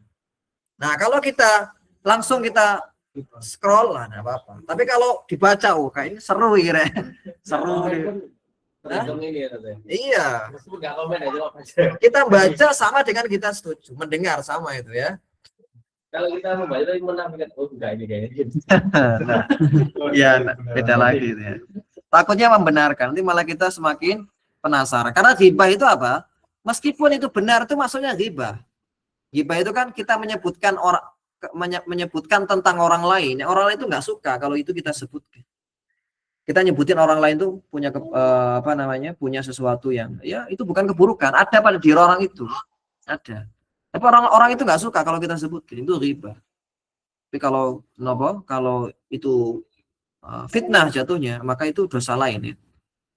Dan sekarang kebanyakan tuh bukan lagi ghibah tapi juga fitnah juga ya. Perkataan dusta begitu yang banyak di sosial media. Sehingga kalau bisa sosmednya itu libur dulu ketika berpuasa. Kecuali yang memang ada manfaatnya. Bahkan nonton bola lebih bermanfaat daripada nonton gosip ya. Tapi nonton bola yang kecuali tapi nonton bola auratnya kebuka gimana? Iya. Tapi aurat ada silang pendapat juga. Sebagian ulama mengatakan ya ini bukan aurat paha. Ya, sebagian ulama. Ala kulli hal kalau yang dengerin gosip jelas-jelas dosa itu. Jadi kalau siapa bola masih mending. Ya. Mancing lebih mending. Ya, latih kesabaran. Kalau enak kan syukur. Iya, insyaallah ya. Nah, kemudian berikutnya mandi janabah sebelum fajar. Sunahnya kalau kita itu junub di malam hari, mandinya sebelum subuh sunahnya. Tapi kalau nggak sempat, sahur dulu malah, ya enggak apa-apa, mandinya setelah subuh. Ya. Kemudian yang ketujuh, tidak melakukan hijamah atau fastu ya, karena itu melemahkan tubuh. Berdoa sebelum buka. Doa itu banyak versinya, itu saya bawa 4 versi doa di situ. Dan semuanya itu datang dari athar dan disebutkan oleh Imam Nawawi dalam kitab Al-Adhkar. Al-Adhkar yang kemarin ditanyakan Mas Anaim itu, saya nukil di sini semua doa-doa yang itu dari Nabi, dari sahabat, dan juga sebagian dari tabi'in. Boleh diamalkan. Karena semuanya doa yang bagus. Yang pertama, Allahumma lakasumtu wa ala rizqika aftartu. Sebagian ulama menambahkan Allahumma lakasumtu wa bika amantu. Tapi itu tidak ada sebenarnya di hadis. Yang ada hanyalah Allahumma lakasumtu wa bika amantu. Wahai Allah, karenamu aku berpuasa dan atas rizkimu aku berbuka. Yang pertama. Yang kedua, dhahabadh dhama'u wa batalatil uruqu wa thabatal ajru insyaallah. Ini kalau bisa juga kita hafal. Karena ini yang paling sahih. Yang paling sahih itu adalah riwayat ini, dhahabadh dhama'. Telah hilang rasa dahaga dan telah basah urat-urat nadi dan telah tetap pahala di sisi Allah insyaallah. Semoga Allah menghendakinya. Atau jika Allah menghendakinya. Bisa juga dengan yang ketiga, alhamdulillahilladzi a'anani fasumtu wa razaqani fa'aftartu. Ya, dan doa yang lainnya. Nah, kalau kita minum, doanya itu didahulukan atau di akhir. Misalkan tadi kan doanya dhahabadh dhama'u, telah hilang rasa dahaga. Wa batallatil uruqu, dan telah basah urat-urat kerongkongan, urat-urat nadi. Nah, itu doanya sebelum kita minum atau setelah minum? Benar. Sebagian ulama atau kebanyakan ulama ketika mentafsirkan hadis ini, dua-duanya boleh sebenarnya. Dua-duanya boleh. Tapi kalau ingin ikut lafal dari hadis karena menggunakan fi'il madhi itu past tense, bentuk lampau yang sudah terjadi. Kan sudah basah lah, ini belum ngombe kalau sudah basah. Berarti lebih utama memang diucapkan setelah buka. Jadi kita bismillah dulu, bismillah, baru dhahabadh dhama. Atau makan kurma dulu, minum dhahabadh dhama, begitu. Nah, kalau adanya cuma gorengan gimana? Kan nggak ada yang melepas dahaga ini. Gimana, Mas? Tetap disunahkan untuk mengucapkan doa itu ya. Tetap disunahkan. Benar. Tapi dua-duanya itu riwayat Abu Dawud juga. Sama-sama dari Imam Abu Dawud, antara 1-2 itu. Adapun nomor 3 dan 4 itu dari sahabat, satunya lagi dari tabi'in, boleh diamalkan. Kemudian yang ke-10, memperbanyak sedekah dan membaca Quran serta i'tikaf di bulan Ramadan. Nabi pernah ditanya, sedekah apa yang paling bagus? Sedekah di bulan Ramadan. Dan di antara sedekah yang paling utama itu memberi makan orang yang berpuasa. Itu yang paling utama. Nah, kemudian juga di antara keutamaan membaca Al-Quran di dalam bulan Ramadan itu adalah dalam rangka mencontoh Nabi. Nabi itu ketika bulan Ramadan, tiap malam itu talaki sama Jibril, talaki. Nabi baca dan Jibril menyimak begitu. Ya. Nabi menyimakkan bacaan kepada Jibril setiap malam di bulan Ramadan. Sehingga di bulan Ramadan sistem baca Quran yang paling utama itu dengan tadarus, kata para ulama. Tadarus itu apa? Satu membaca, yang lain mendengarkan. Itu tadarus namanya. Kalau satu baca, yang lain Berpencar itu bukan tadarus, itu baca sendiri-sendiri namanya. Tadarus itu seperti ini, Ki. Seperti ini, Ki. Kita satu majelis, satu baca, yang lain nyimak. Itu tadarus namanya. Itu dilakukan oleh salafus soleh di masa dahulu. Bukan dengan satu suara, satu baca, yang lain nyimak. Tapi kebanyakan di musala kita itu bukan tadarus namanya, tapi baca sendiri-sendiri. Kebanyakan ya. Itu satu baca, yang lainnya mungkin beraktivitas. Ya, kita tidak menyalahkan itu, tapi teruput dari keutamaan tadarus lagi. Karena ketika ada yang membaca memang lebih utama itu mendengarkan. Atau kalau nggak mau dengarin, sudah pulang saja begitu. Tapi sebisa mungkin kita punya wirid pribadi. Ya wirid pribadi, ya mungkin tetap ikut di musola misalkan. Kalau memang ada maslahat di sana, tetap ada wirid pribadi. Misalkan kita targetkan satu juz setiap hari. Ya, dibagi misalkan setiap sholat 5 waktu 4 halaman. Ya. Atau misalkan dirapel di malam hari 1 juz. Ya, kalau bisa Ramadan itu jadi event untuk kita khatam Quran. Kalau kita nggak khatam Quran di bulan Ramadan, selain bulan Ramadan nggak akan bisa. Saya jamin itu. Kalau kita di bulan Ramadan saja nggak bisa khatam, saya jamin di selain Ramadan nggak bisa khatam. Karena vibes-nya Ramadan itu beda. Vibes. Benar bacanya gitu ya? Saya takut salah baca. Vibes ya? Vibes atau vibe? Ya, vibes bulan Ramadan itu berbeda dengan bulan lainnya. Di bulan Ramadan dia bisa puasa sebulan penuh, padahal bulan lain tidak bisa. Di bulan Ramadan dia bisa tarawih sepanjang malam, padahal bulan lainnya kadang mungkin dia nggak pernah sholat malam. Oleh karena itu kalau di bulan Ramadan orang itu nggak bisa berubah menjadi lebih baik, maka di bulan selain Ramadan tidak akan pernah bisa. Karena bulan Ramadan itu adalah istilahnya apa ya? Momentum paling tepat untuk memulai tilawah, memulai kebiasaan sholat malam dan sebagainya. Ibadah yang lainnya. Pembahasan berikutnya terkait golongan yang boleh untuk nggak puasa dan konsekuensinya. Nah, tadi belum saya sebutkan terkait konsekuensinya ya. Tadi kan kita sebutkan ada beberapa golongan itu yang memang boleh nggak puasa. Konsekuensinya apa? Pertama, musafir orang sakit. Kalau nggak puasa, cukup apa? Mengqadha. Cukup mengqadha. Mengqadhanya kapan? Boleh kapanpun. Mengqadha itu waktunya luas. Selama belum datang Ramadan berikutnya. Kalau sudah datang Ramadan berikutnya, kita belum mengqadha, maka ada kewajiban fidyah. Denda. Kenapa? Sudah melampaui batas. Kita dikasih waktu setahun dari qadha. Maka selain ada kewajiban qadha, ada kewajiban fidyah begitu. Kemudian orang tua renta. Nah, tadi kan ada orang tua renta yang sepuh, yang sepah sudah 80-90 tahun nggak mampu puasa. Maka kan boleh nggak puasa nih. Kewajibannya apa? Kewajibannya bayar fidyah saja. Bayar fidyah. Fidyah itu apa sih? Fidyah itu memberi makan orang miskin 1 hari itu 1 mud. 1 mud itu setara dengan 600 gram. 600 gram beras atau 0,6 kilogram beras. Boleh dirapel di akhir Ramadan. Misalkan apa kita punya orang tua nah mampu puasa sebutan nopo-nopo jenengan boten puasa.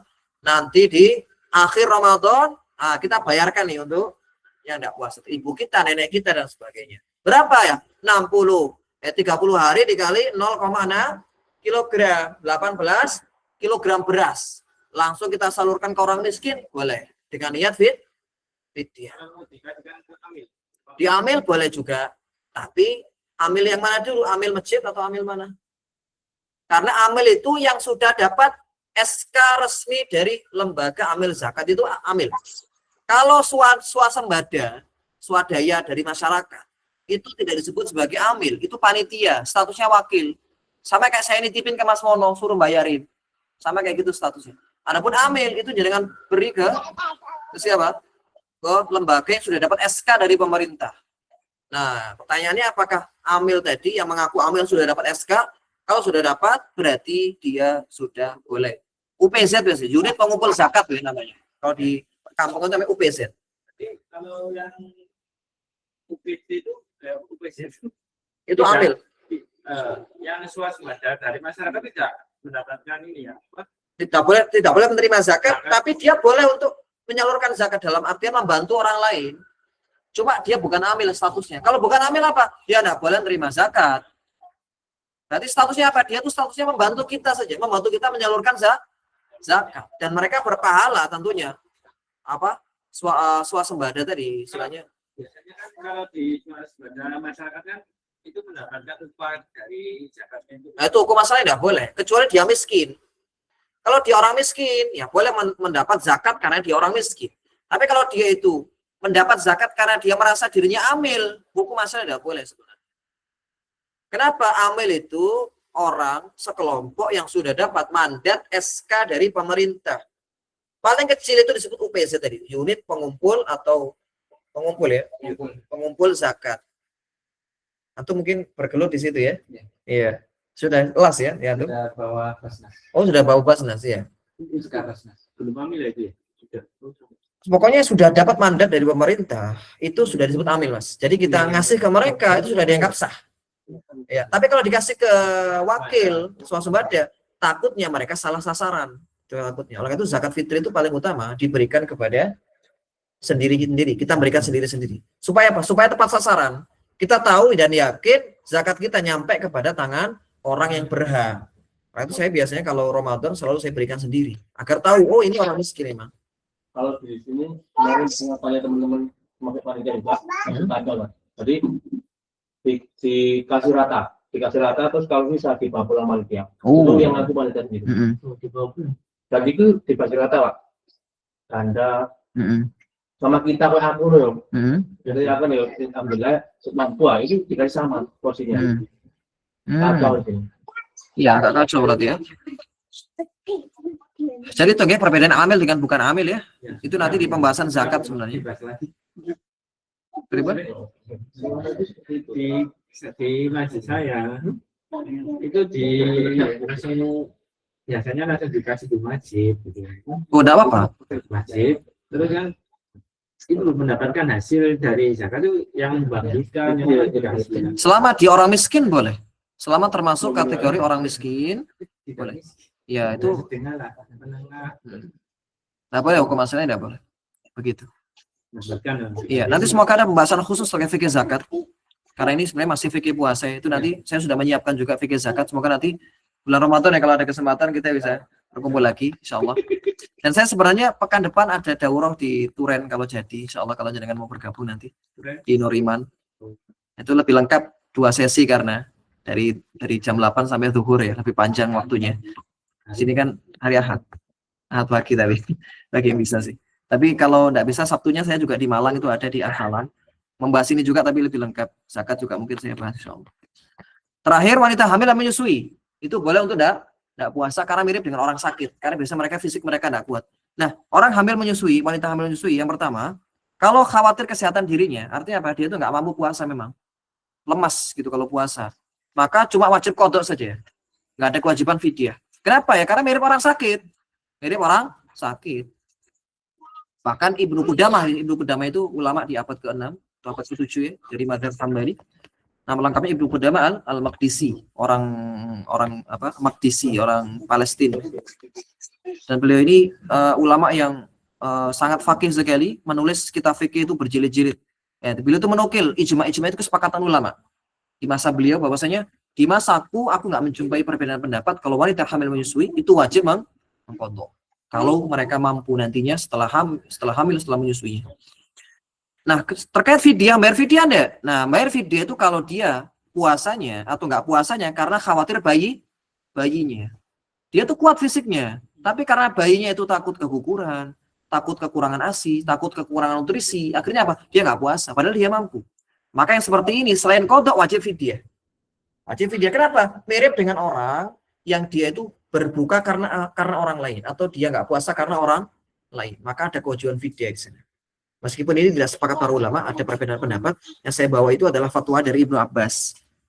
Fatwa Ibnu Abbas. Wal hubla wal murdi idza khafata ala auladihima aftarata wa at'amata. Wanita hamil menyusui ketika khawatir kondisi anaknya maka boleh berbuka dan memberi makan. Ya, ini pendapat lebih hati-hati. Tapi kalau nggak mau mengamalkan, yang penting qadhanya jangan dilupakan. Karena qadha itu tadi para ulama sepakat. Kalau itu wajib bagi wanita hamil menyusui. Baik dia itu berbuka karena nggak mampu atau karena khawatir kondisi bayinya. Nah itu beberapa. Itu dibayarkan pas masa Ramadan atau setelahnya boleh? Boleh.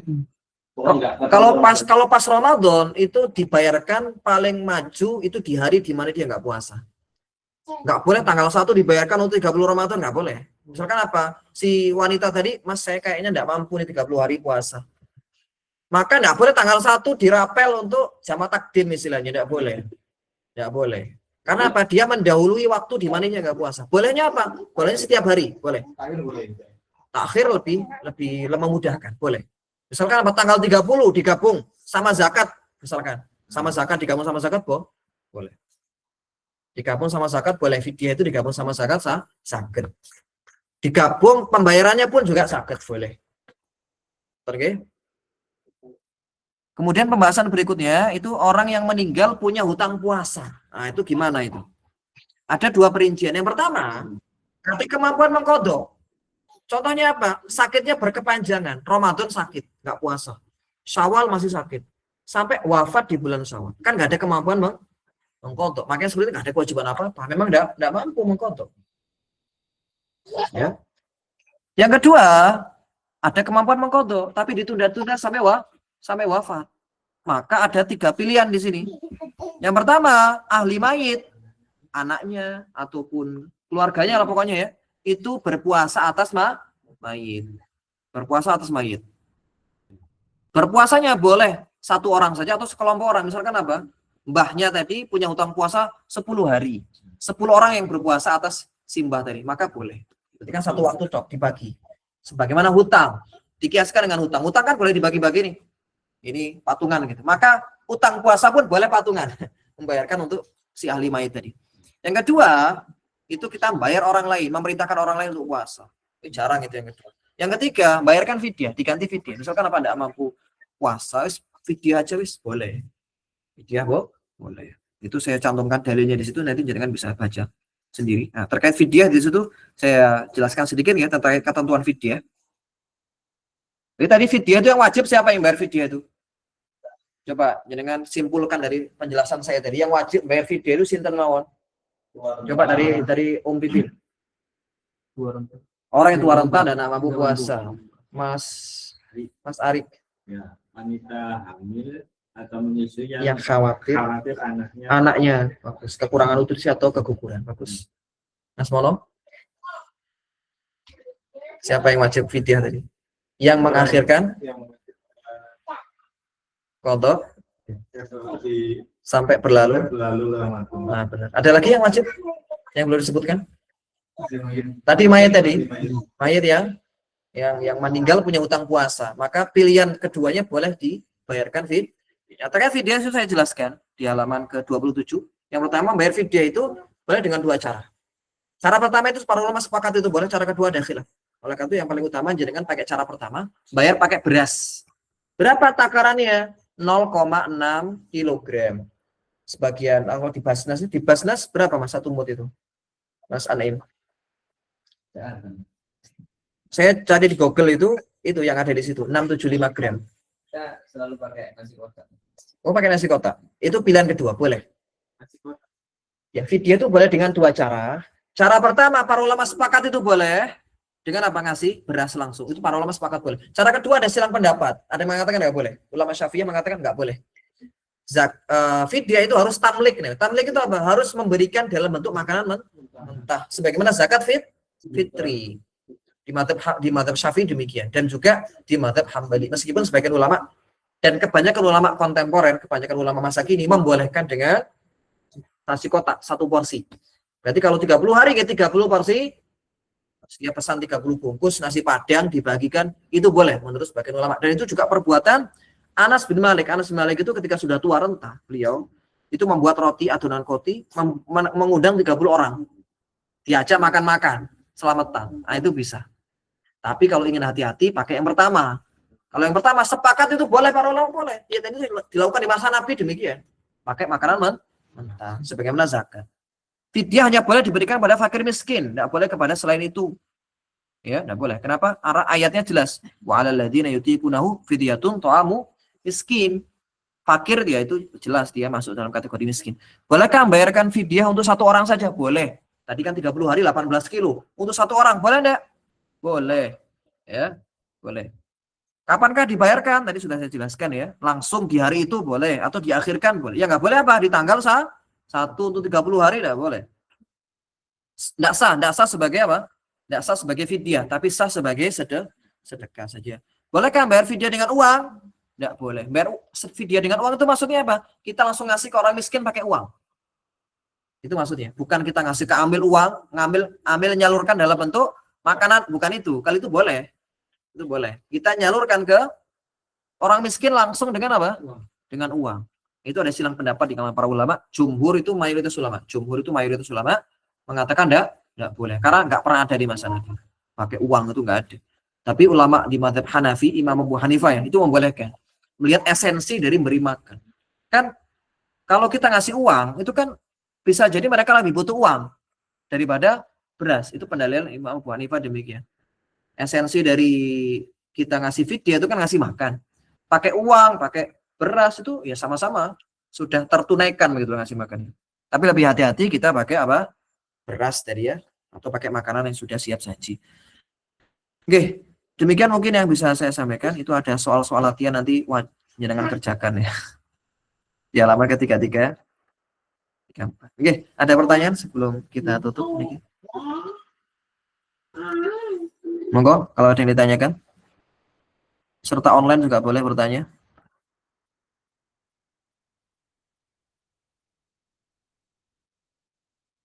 Monggo yang offline dulu. Saya utamakan yang offline ini. Kalau ada yang online, monggo boleh bertanya online juga melalui pertanyaan tertulis atau lisan.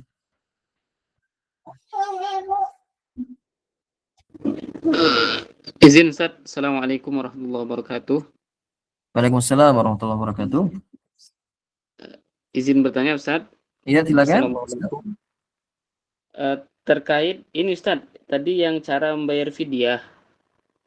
Nah, mungkin ada sedikit keraguan masalah amil tadi Ustaz ya, bahwasanya amil itu di slide yang ke-24 tadi Ustaz.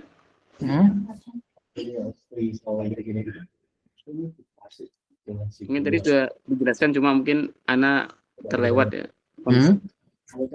Bahwasanya amil itu adalah orang yang ataupun yang sudah mendapatkan SK dari pemerintah Ustaz.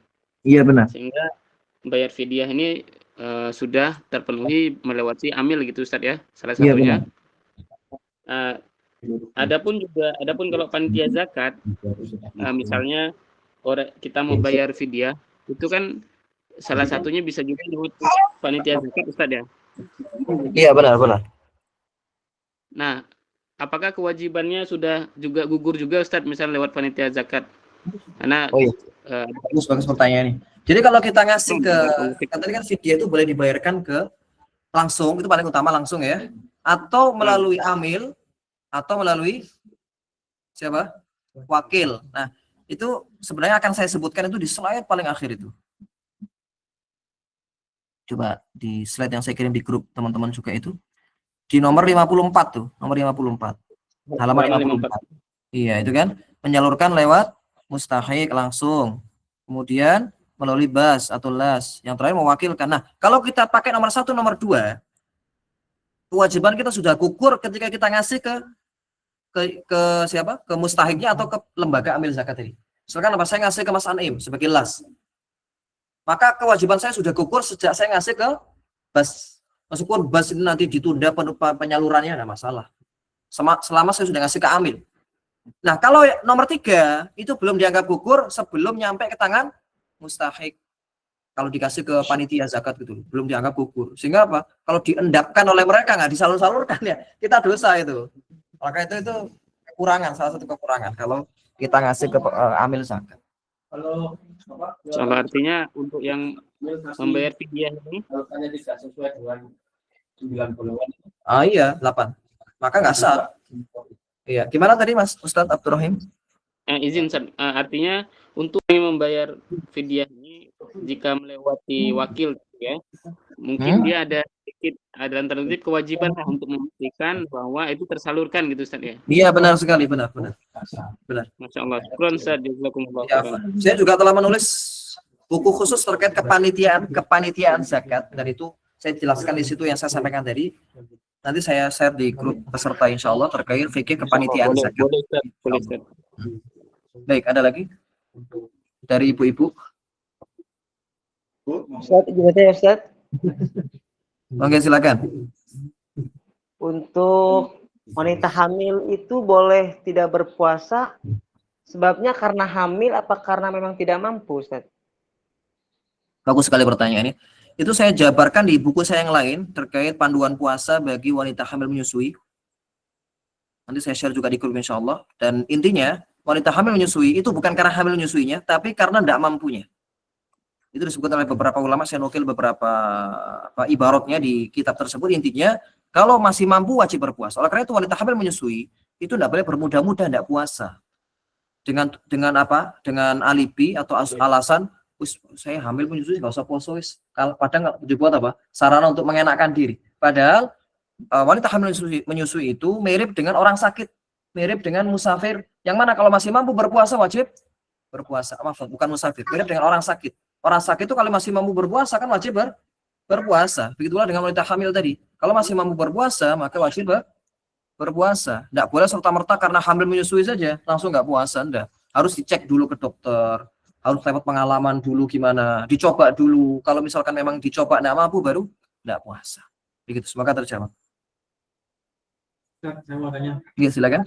Untuk yang menegur orang yang tidak berpuasa di luar hidup, Ya, bagaimana? yang katanya tadi kalau orangnya itu sudah kategori dia sholat, dia soleh lah ya. Namanya kayak sudah melakukan syariat mungkin ya. Kita diperbolehkan tidak menunggu. Benar, tidak mengingatkan apa-apa. Tapi kalau untuk yang orang yang tidak, maksudnya kategori soalnya bahkan nazar itu malah kita wajib menegur. ditegur, iya, wajib ditegur. Itu sebagian itu disebutkan salah satu Ibnu Hajar. Ibnu Hajar itu menyebutkan salah satu fatwa beliau, rincian yang saya sampaikan tadi. Jika orang itu zahirnya soleh, itu boleh kita ingatkan, boleh tidak, tapi lebih utama diingatkan. Diingatkan saja gitu. Atau dalam bentuk pertanyaan. Lu nggak puasa tah gitu. Dan sebagainya ya, yang tidak menyinggung. Begitu. Kan ada rasa sungkan nih. Benar. Sungkan kadang ya. Terus kadang-kadang kalau di kampung tuh kalau kerja capek itu kayak ada musuh nggak puasa gitu. Bagus. Tukang kayak gitu mesti nggak puasa. Bagus pertanyaan. Kan rasa sungkan apalagi ke teman sendiri. Oh iya Ustaz, pekerjaan yang berat. Iya, itu mau saya jelaskan tadi. Bisa. Oh iya. Oke. Jadi terkait pekerjaan berat itu juga disebutkan oleh para ulama di beberapa kitab fatwa mereka. Intinya gini, kalau pekerja berat itu tetap wajib berpuasa di pagi hari, tetap wajib meniatkan puasa, kemudian sahur, meniatkan kemudian puasa di pagi hari. Baru nanti kalau di tengah hari dia nggak mampu berpuasa, baru boleh berbuka. Itu dikodok. Ya. Tetap dikodok karena dia batal. Kenapa dia boleh untuk tidak berpuasa? Karena dia menjumpai kepayahan yang tidak tertahankan. Karena alasan itu. Sama kayak musafir benar. Sama kayak musafir yang dia safar setelah subuh, di tengah perjalanan nggak kuat. Ya. Tapi sehendaknya orang itu kalau bulan puasa, bagi yang mengerti ya tentunya ya, pasti dia ketika bulan Ramadan mungkin akan minta keringanan untuk tidak bekerja. Atau orang yang ngerti, majikan yang ngerti biasanya mungkin diperingan. Misalkan apa ya, kerjanya setengah hari saja, atau mungkin libur gitu ya. Tapi kalau nggak ngerti kadang diporsir itu. Jika apa kerja bangunan itu kasihan sekali. Demikian. Gimana? Berkaitannya harus tamjil sama takror ya. Harus berulang tiap malam. Bagus. Tadi nggak saya sebutkan ya. Ada silang pendapat dengan para ulama kalau di mazhab Syafi'i wajib mentakyin puasa apa besok. Sebagian ulama mengatakan tidak wajib. Di mazhab Hambali misalkan cuma wajib tabyid aja. Kenapa? Karena kalau dia di bulan Ramadan ya pasti puasanya puasa Ramadan meskipun dalam hatinya itu nggak mentakyin. Mentakyin itu menentukan dengan khusus besok puasa apa. Syafi'iyah wajib benar. Tadi memang sengaja nggak saya cantumkan ya. Itu kalau berhubungan dengan niat ya. Kan kalau niatnya 30 hari di bagus. Ya. Itu mazhab itu pendapat Imam Malik. Imam Malik itu gurunya Imam Syafi'i. Malik bin Anas itu imamnya ahli Madinah mengatakan boleh dia berniat di malam satu untuk 30.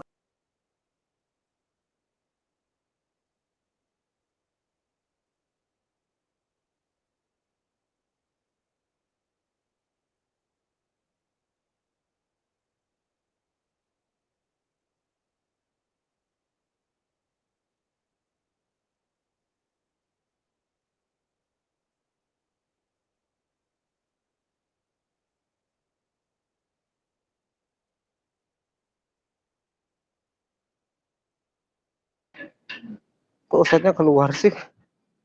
Pencet Nur.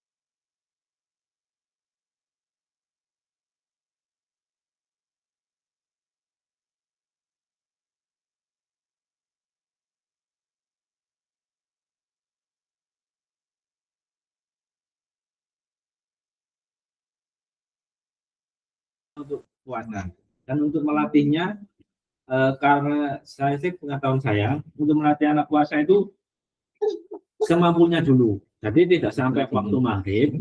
Jadi kalau anaknya itu tidak kuat, misalkan sahur sampai jam 2 siang, nah anaknya sudah dilakukan itu boleh makan terus dilanjutkan lagi puasa. Benar sekali. Itu, Benar demikian.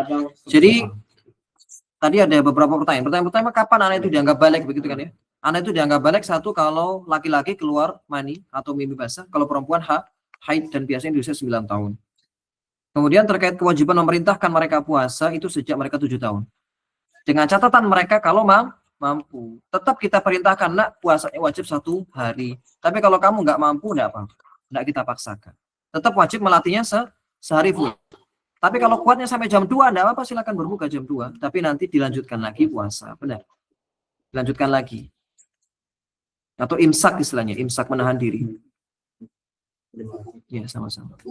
Sama dengan orang tadi, orang itu misalkan tadi, pekerja berat tadi ya, dia nggak mampu puasa. Dia hanya boleh berbuka sekadar untuk memenuhi kebutuhannya. Nggak boleh setelahnya bebas makannya, enggak. Jadi pekerja tadi cuma boleh makan siang saja, atau makan di mana dia nggak mampu untuk melanjutkan puasanya. Setelahnya wajib untuk menahan, tapi tetap qadha dalam ujian bulan Ramadan.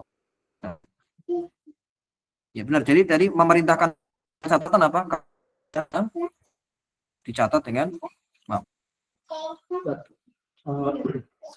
kakek atau nenek kita yang dulunya itu apa? Riwayatnya itu kan aboge juga duluan. Iya. Aboge. Aboge itu apa? Ya kepercayaan orang Jawa juga. Pahlawan. Nah itu